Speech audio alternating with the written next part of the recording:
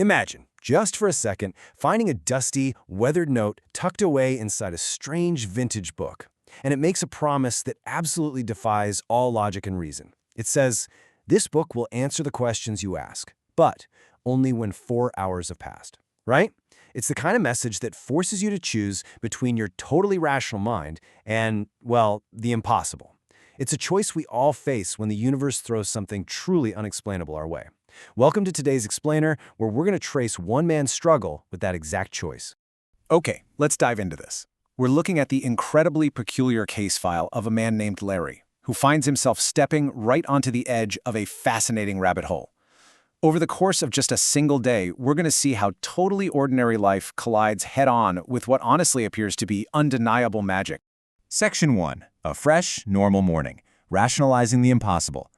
So our story kicks off like most do. On a fresh, perfectly normal morning, Larry wakes up at his usual time, does a quick mental check, and feels great. But there's some heavy context here. You see, the day before, Larry bought a book at this quiet little garage sale and witnessed something impossible. A note inside that book seemed to literally change right before his eyes. But, in the bright light of morning, Larry's rational brain is just working overtime. He convinces himself he must have nodded off. He was exhausted from hauling firewood. He just got a little mixed up. It was a small blip, right? And this really brilliantly illustrates the mental tug-of-war Larry is going through. On one hand, he is desperately clinging to his everyday routine.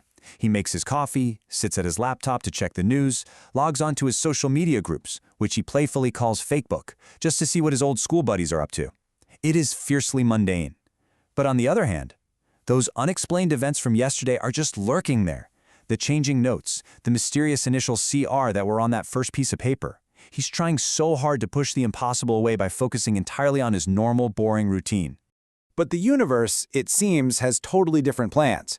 Because as Larry goes to leave the house to investigate these lingering questions, he reaches for the kitchen key rack. Now, he's a creature of habit. He always leaves his keys there. But they're missing. After a long, super frustrating search around the house and the car, he curses under his breath, figures he's just losing his marbles, and grabs his spare set from an old dresser upstairs. It feels like a minor annoyance right now, sure, but keep these missing keys in mind. They are the absolutely crucial inciting incident for everything that follows. Section 2. The abandoned garage sale. A sudden dead end. Spare keys in pocket, Larry drives back out onto the pleasant country road. He is on a mission. He wants to find the young woman who sold him the book yesterday. He's got to ask her about the origins of the book and specifically about those initials he saw, CR. He wants a logical explanation just to prove his imagination ran wild, but instead, he hits a sudden dead end.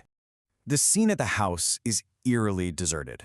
Yesterday's sale, completely gone. No cars parked anywhere, no sound from inside. When Larry actually peeks through the front window, all he sees is a single couch and some boxes on the floor. The young woman is gone, and she's taken all his potential answers with her. He turns back towards his car, feeling totally out of luck, until he spots one last remnant by the garage. It's a cardboard box with a handmade sign reading, "Free Stuff." Section 3. The Free Winds Atlas. A forgotten relic. Now Larry's curious. He walks over to this box of junk expecting absolutely nothing. Inside it's just, plastic cups, some old men's shirts, regular household garbage. But sticking up from the bottom is the top of an old book. He pulls it out, and it's an 1888 edition of Wynn's World Atlas printed in Chicago, a real relic from an era of hand-illustrated detailed maps. But man, it is in incredibly rough shape. The front cover is entirely torn off. The pages are super weathered, stained from moisture and dirt, and several are just ripped. It makes total sense why this was tossed in the free box. Literally no one, not even at a garage sale, wanted it. But Larry doesn't care about the condition, because as he looks at the bottom of the title page, his jaw drops. The crucial point here is the name written inside, Clarence Richards. Boom! Suddenly, the initial CR from that mysterious note in his other book have a full name. This forgotten, ruined atlas in the free box is directly connected to the magical book he bought yesterday. Amused and honestly a bit shaken by the sheer coincidence, Larry takes the atlas, heads home, and leaves the deserted house behind for good.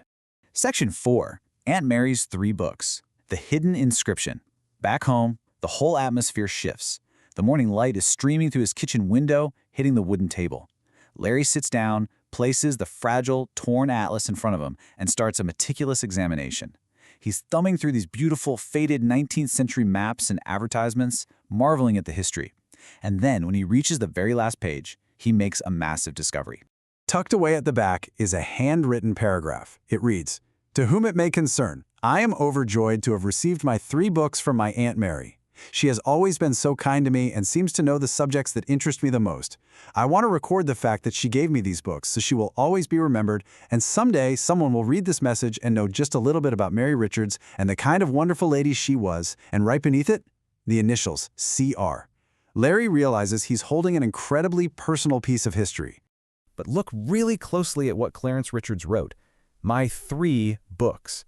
Larry has the magical book he bought yesterday. He just found this 1888 atlas in the junk box that is 2, which leaves Larry sitting at his kitchen table wondering what on earth was the 3rd book, and did someone else at that garage sale beat him to it? Section 5. The 4-hour rule. Re-examining the first book. So Larry has to put the mystery on pause to handle real life. He spends the whole afternoon diligently moving firewood with his wheelbarrow, reorganizing his garage. He eats a frozen pizza for dinner, briefly checks his digital world again. But as evening falls, the house gets quiet. It's time to finally sit down under that good, strong kitchen light and properly examine his first purchase. He carefully opens the thick old volume titled McConnell's Odd Science Curiosities. He's turning the pages one by one, looking for any faint pencil markings, any hidden secrets. It takes him about half an hour of really diligent scanning before he reaches the middle of the volume.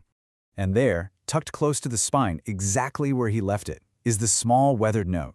And the physical nature of this thing is wild. The ink is heavily smudged, suggesting it's super old. This is the 2nd note, the one that seemingly replaced the 1st note by magic yesterday. Larry reads the mystical instruction again. This book will answer the questions you ask, but only when 4 hours have passed. He shudders, because the memory of yesterday's impossible disappearing act comes rushing right back. Now, what's really interesting is looking at the timeline of Larry's day. It's a masterful exercise in cognitive dissonance. I mean, he woke up totally rational, brushing off the supernatural, even while his everyday car keys literally vanished. Midday, fate handed him the 1888 atlas, cementing the reality of Clarence Richards. Then he retreated back into the mundane, chores and frozen pizza, only to find himself at night staring down a purportedly magical artifact that demands a 4-hour waiting period. Section 6. Testing the magic book. Playing the fool. The clock on the kitchen wall shows it's getting late, almost time for bed. Larry looks at the note. He just smiles. He actually thinks to himself that he's nuttier than a fruitcake for even considering this. But curiosity, it's a powerful force. He decides that tonight he's going to follow the rabbit down the hole. He's going to play the fool, pretend he's 10 years old again, and just test the magic. What follows is highly deliberate. It's almost ritualistic. Larry goes into the living room, grabs a fresh piece of notebook paper, and brings it to the kitchen. He folds it twice, pressing his thumb really hard against the creases. He tears it carefully into 4 equal pieces, specifically so they match the exact size of the old, yellowed original note. He's playing along, following the unspoken rules of this artifact. He takes his pen, and on this new piece of paper, he writes his test. He writes, "Where are my car keys?" It is brilliant. He takes the nagging, annoying, mundane problem from his rational morning, the missing keys, and feeds it directly into the supernatural anomaly of the evening. He folds his new note twice, pulls the original smudge note out of the book, and slots his question right into the very same place. Closing the cover of McConnell's Odd Science Curiosities, Larry thinks, "Okay, book, here's your chance to make a fool out of Larry, or a converted believer." He leaves the book sitting right there on the kitchen table, turns off the kitchen light, walks to his bedroom, yawning, trying one last time to just blame this wacky behavior on how tired he is from hauling wood. The test is active. The countdown has officially begun. When Larry wakes up, 4 hours will have long passed. Will he find a simple, logical answer waiting for him? Will his keys be found? Or by indulging this old, magical curiosity, has Larry just opened a door to the supernatural that he will never be able to close? It's a question that leaves us right on the edge of the unknown. Thank you so much for joining me for this explainer, and hey, keep your eyes open for what you might find in the free box.